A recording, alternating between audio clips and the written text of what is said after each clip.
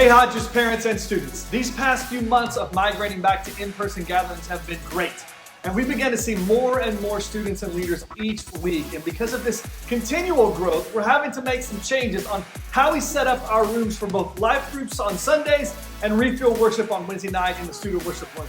Now recently, our Governor DeSantis and Mayor Curry made some announcements regarding the state and the city's coronavirus response that I wanted to update you about in order to help you understand why we're making some changes here at Chet's in the student ministry and why we're staying the course on other guidelines that we already had in place. On Friday, September 25th, the governor announced that Florida will be moving into phase 3 of reopening, and that would be effective immediately. Now, phase 3 lifts almost all of the state's previous restrictions on crowd sizes, but encourages continued social distancing and reduced capacities as an ongoing public health consideration. Now, we will continue to provide for social distancing as much as possible at our campuses for the time being. And with more and more people coming back in person, we're having to be flexible and adjust as necessary.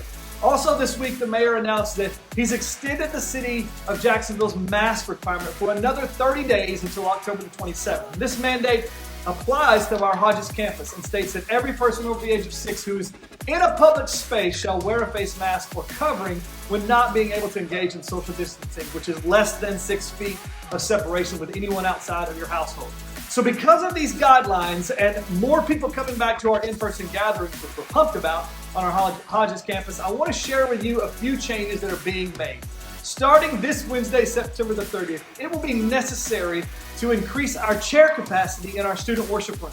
Now this will put our chairs closer than 6 feet, which means that we will require all students to wear a mask even when seated until the October 27th mask requirement is lifted. Now this will also be required in any life group room that has to have more than the capacity for social distancing. In other words, if a life group has to add more chairs to accommodate their attendance and the chairs need to be placed closer than 6 feet, then the students and the leaders will be required to wear a mask even when they're seated. Now, please know, parents, that our goal is always the safety and security of your students. And as uncomfortable as wearing a mask may seem to some, we're following the city guidelines that are set in place in order to still allow for students to gather for refuel worship and life groups in a way that is both safe and doesn't prohibit healthy fellowship.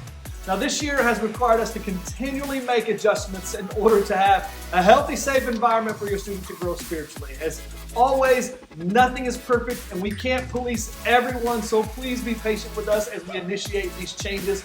We know that this isn't the most comfortable situation for everyone, and we continue to pray that the COVID-19 numbers will keep declining in our state.